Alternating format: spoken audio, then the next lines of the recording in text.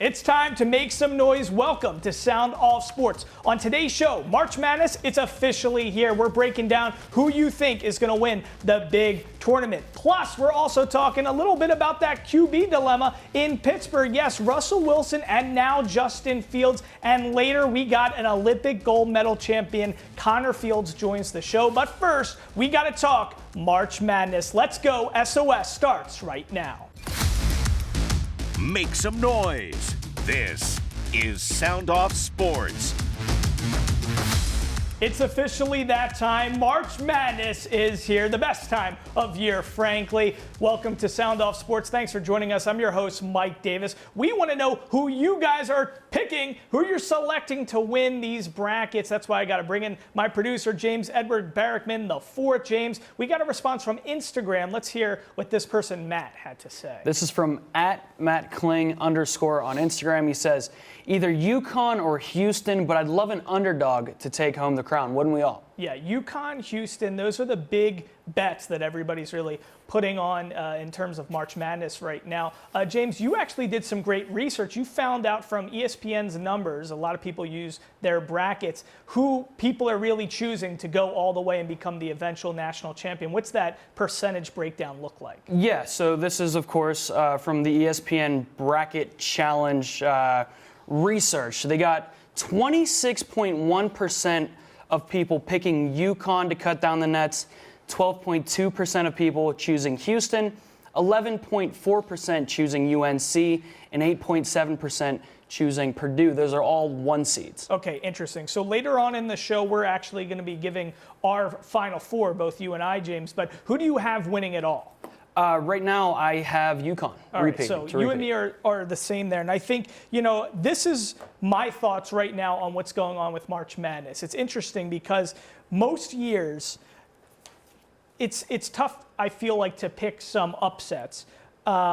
It's always tough, obviously, bracketology, but let me just give you the breakdown of the Final Fours from the past few seasons. So last year was crazy, if you don't remember. The Final Four in 2023 was a 5th seed, a 4th seed, a 9th seed, and another 5th seed, which is insane. The year before that was an 8, a 2, a 2, and a 1, which is more usual.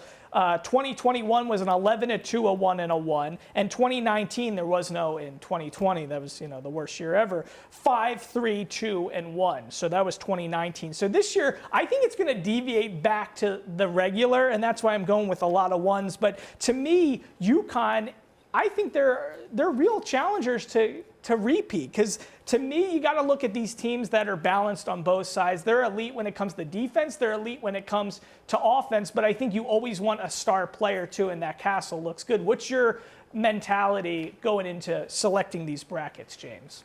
So it's tough because you can never really tell.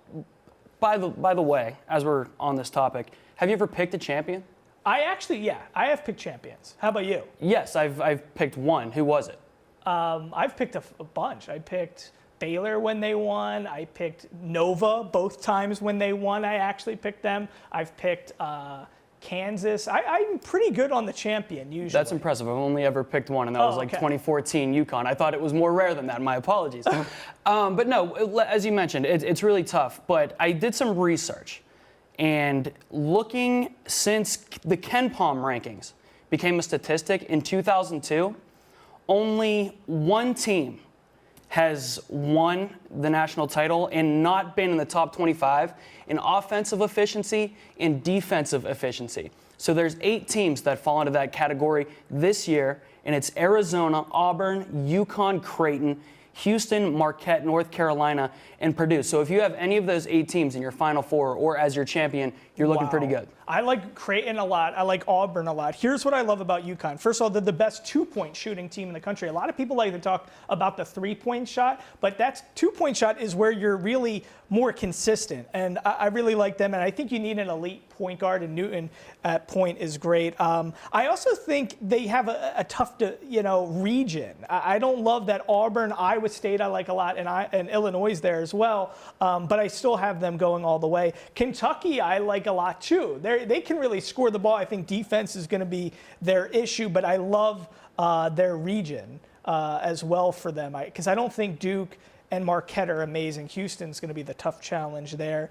Purdue, though, is the question, I think, for so many people, because I feel like each year, I put Purdue in the Final Four, the Elite Eight, and they always kind of just they lose steam early on, and they always find a way to get upset. What's your feeling, James, on Purdue? And I mean, they have the reigning player of the year, the Naismith player of the year, and big man Zach, but do you think they actually could make it to the national championship this year? Is this finally their year? Well, so they're one of these teams that ranks in the top 25 in offensive and defensive efficiency, according to the Ken Palm. So by those statistics, yes, they do have a chance. I personally don't have them making it out of, I think it's the Sweet 16. Right. It's just Tennessee. You have Tennessee. Coming out of that region, I think I have Creighton. They're in that same region with Creighton. They have Creighton, Tennessee, Gonzaga, and Kansas in that region. Yeah, I just can't get past those last couple ugly tournament exits for them. Yeah. And so, to me, they're right now, until they prove otherwise, they're chokers in my mind, and I can't take them to go further than the Sweet 16. Yeah, I think it's going to be interesting. A lot of people are going to be choosing them. But we're going to be giving you our Final Four at the end of the show. But first, I want to talk about something in sink or swim. So when we're talking about perfecting the bracket, right? How many people, has it ever even been done? Has anybody even gotten a perfect bracket before? Well, actually, no, that's never happened. The chances of getting a perfect bracket, James, this is insane, okay? If you were just going to do a coin flip, it would be 1 in 9.2 quintillion. I didn't even know quintillion was a number. This is like schoolyard make-believe numbers that kids talk about when they're playing handball or whatever they're doing. A quintillion is 1 billion billions. That's what it is. So if you're doing a coin flip, that's what it would be. If you actually knew a little bit about basketball, let's just say you're a college basketball junkie, it would still be 1 in 120.2 billion of chances to actually get a perfect bracket. Here's the craziest stat, though, I saw, because James, I know you saw something from a professor at San Diego State who said 1 in 147 quintillion was the actual more accurate number, but University of Hawaii estimated that there's 7.5 quintillion grains of sand on planet Earth. If you were to pick one at random of those grains of sand, your chance to guess that grain of sand, if somebody was asking you, would be 7.5 quintillion compared to actually just flipping a coin. So, I mean, to me, that's ridiculous. You pick a random grain of sand on planet Earth, and you basically have better chances to do that and guess that than you would to have a perfect bracket. It's insane. It's never been done, but if you want to give it a try, there is somebody who's giving $1 million up for a perfect bracket. It's not Warren Buffett like usual, but USA Today is doing that. So go put your perfect bracket in USA Today and try to get that $1 million. Guys, coming up after a short break, we're talking to Connor Fields. He's an Olympic gold medal champion. He's going to be giving us some insight on what he's doing now. Plus, we're going to look forward to the Summer Olympics in Paris. Stick around. SOS. We'll be right back.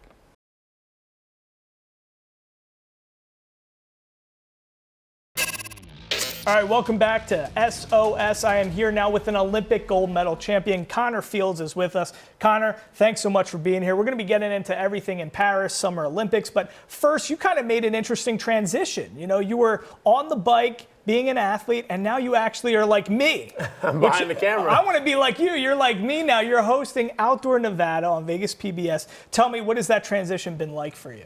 Yeah, I think, it's one of those things everybody has to go through. They have to decide what they want to be when they grow up. I got to delay that. I got to live my dream and be a pro BMXer for 10 more years until I was 30, and then I had to say, what am I going to do when I grow up? But I always loved the outdoors, and I always loved TV and doing stuff like this. And my phone rang one day, and they said, hey, we need a new host for Outdoor Nevada. Would you like to audition? I said, absolutely. I go around the state and mountain bike and fish and hike and do all these amazing things. Let's try it. I got the gig, and here we are. Now, I imagine you're very good at the mountain biking part. The fishing, you're going to have to tell me about that. But tell us, so right now, some of the most exciting moments, the memories, how we can watch this show. Give us all the details. Yeah, show is currently airing on PBS Wednesday nights at 7:30, and all episodes are also on YouTube if you want to catch up. And for me, my biggest memory was visiting the town of Jarbidge, which is known as the most remote town in the continental United States. Wow, you change one letter and it's not such a great name. Yeah, but yeah. It's Jarbidge, not G. Okay. Jarbidge. Okay. And it's a town of 16 full-time residents. You have to drive 20 miles on a dirt road to even get there. No cell service. There's no big box stores or anything like that, but it's gorgeous. It's absolutely 16 beautiful. 16 people? 16. I'm assuming there's not a Cafe Rio. There's not a Starbucks either. Wow. Well, see, that's interesting stuff. And you know what? I think you're the perfect person for the job because, you started in the Olympics at such a young age, at 19, but you're training, doing all this stuff at 6, 7, you get on a bike.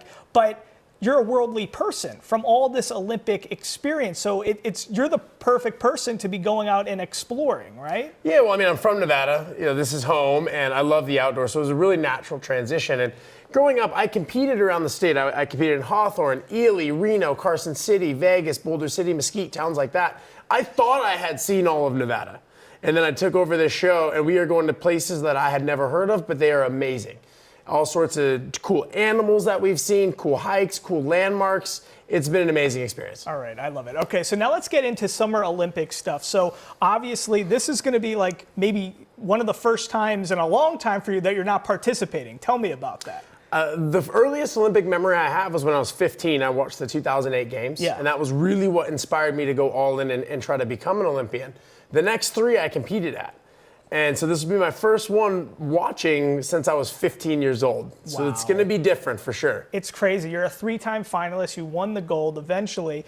Tell us, we've always spoken about this when you've come on my show in the past, even on the Vegas Huddle podcast. We discuss that Olympic mindset, that gold medal mentality. When you're going to be watching this time around, what are the things you're looking for? Do you have any favorites? And just from a mentality perspective, what do we need to know? Well, in my sport particularly, BMX racing, it's crazy. Anything could happen. I'm living proof of that. I've won. I've nearly died. I've had the full range of outcomes at the Olympics. So that's what makes it exciting. But as a fan, I'm looking for who's going to be carrying momentum into the games. But just as important as it is to have momentum, you got to make it happen on that day. So the athletes that show up and they can handle the pressure in the moment and knowing that 4 years of training comes down to one race, those are the riders who are going to get the job done. Wow. Any favorites? If you were a gambling guy, who do you think? In the women's, it would be really hard to bet against the top Australian right now. She has been on an absolute heater, winning a bunch of races. So I would have to say her name is Saya Sakakibara. She's probably the favorite in the female division. In the men's, it would be between the top Australian as well, Isaac, and then there's a couple of French riders who are really strong, but I do look for the defending Olympic gold medalist from Holland. He knows how to get it done. He's proven it. Okay. So you can't count him out. All right. Do you miss it? Parts of it, I'd say danger, not so much. I'd say what I miss most is like that 15 minutes before you compete, when nothing in the world matters except for that race. Everything shuts down and you're just so locked into what you're doing. I don't miss training 6 days a week, twice a day. I don't miss always being sore and always being tired.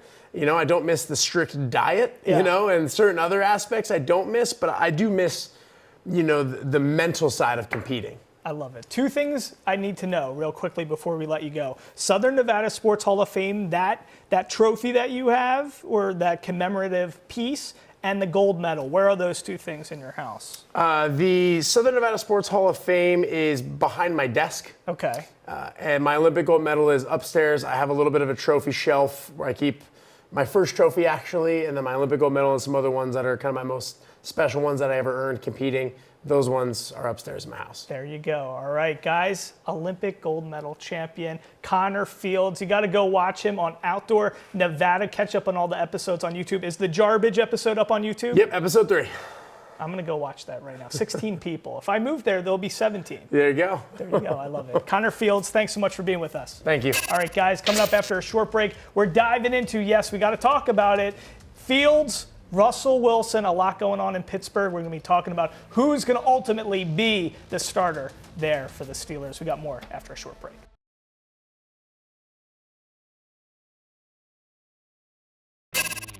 All right, welcome back to SOS. So we got to talk about the Pittsburgh Steelers and this QB room issue. I'm going to bring in producer James Edward Barrickman, the fourth. James, QB room dilemma. Now, the Steelers don't just have Russell Wilson. They also now have Justin Fields, two guys who want to be there, which is a good sign. We asked you on social media what you felt. Who do you think is going to ultimately be the starting QB for the Pittsburgh Steelers? What did people have to say? This first one is from @CMZ166 on Instagram. He says, quote, Wilson to get Fields some veteran experience, but put him in for special plays all year. Okay. All right. And what's the next response say? This next one is from @HugoOrganista on Instagram. He says, Russell Wilson, he's on a one-year deal anyway. Fields can back him up. Yeah, so we got two people saying Wilson. I actually think it's going to be Fields. It's fascinating, though, because it's really two different guys. You have a 35-year-old in Russell Wilson who's really on the back end of his career. And then you got Justin Fields, a promising young quarterback who has displayed a lot of athleticism, but not much in his 3 years with the Chicago Bears. As our resident Yinzer, James, tell us, what do you think is ultimately going to happen, and what do you want to ultimately happen as a fan? What I want to happen is that somehow Russ loses his job midway through the season. Yeah. Fields comes in, lights it up, shows that he's a franchise guy, a top 10 quarterback kind of guy, and we sign him to a long-term deal, and he's the quarterback of the future. It's not what I think's going to happen. What I think is going to happen is that Russell Wilson comes in, plays well, plays better than he did in Denver, and ultimately has the job all year long. They don't re-sign Fields to his fifth-year option. He goes somewhere else, and the Steelers sign Russ to a 2-year extension or something. Right. Well, here's the thing. First of all, we got to say GM Omar Khan has done a great job acquiring these guys, because you got Russell Wilson there on a vet minimum deal. Denver's paying his $35 million charge and his $49 million charge, so they're taking care of that. So they're just taking charge of the vet minimum, which is $1.2 million. And then you traded for Justin Fields. It was like a fifth or a sixth-round draft pick. It could turn into a fourth, depending on how much he plays. I think the key here is the fact that these guys want to be there. Last year, you had a QB room dilemma anyway with Kenny Pickett and Mason Rudolph and all those guys. Now, you actually have two guys that chose to be there. Justin Fields, he vetoed 4 trades before ultimately ending up in Pittsburgh, and he knew Russell Wilson was there. So to me, I think there's a good chance Russell could, be good in this system with the new OC and Arthur Smith and how they really established the run game. That's what he did in Tennessee with Derrick Henry before he went to Atlanta. So I could see him servicing that role, but I do think Justin Fields is still a talented guy. You just hate on the Ohio State quarterback. I helmet scout, I'd stay away from Ohio State quarterback CJ Stroud. I apologize. But no, I think Fields shows that he has so much talent. He needs to harness that. He needs the coaching to really put everything together to make him what I think he could be. But I think Russ is going to be the starter. The Steelers have already come out and said that. I don't think he's going to lose his job. Yeah, I think this is going to be interesting, especially he didn't have a lot in Chicago with the Bears. Now he's got a system. He's going to have a run game. He's going to have an adequate, OC and a good offensive line. Now just don't ask too much of him, but maybe he can show those great flashes. I still think Fields is going to ultimately be the guy. Guys, coming up after a short break, yes, James and we have to give you our final 4 picks. It's March Madness season. You want to know what we think. We want to know what you think. It's one big happy family. We got more details after a short break.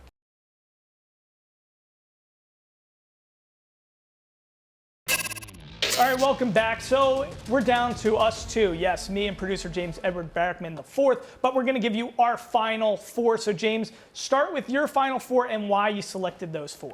So my final 4 is kind of chalky. I got 3 1 seeds and a 3 seed. UConn, Houston, UNC, and Creighton. My favorite pick out of all of these is Creighton. I'll get into them last. UConn, obviously the defending champs, they've been a wagon all year long in the Big East. It's a good conference. Houston, another one. They stumbled in the Big 12 title game against Iowa State, but they have been nearly unstoppable all season long. And UNC, who is just, I mean, they're UNC. They're the most recognizable brand in the game. They get all the recruits, top team in the ACC, didn't win the ACC title game, but have been just a force, and they'll continue to be a force here in this tournament. My last Final Four team is Creighton, who I just love these four guys: Trey Alexander, Steve Ashworth, Ryan Kalkbrenner, and Baylor Shireman.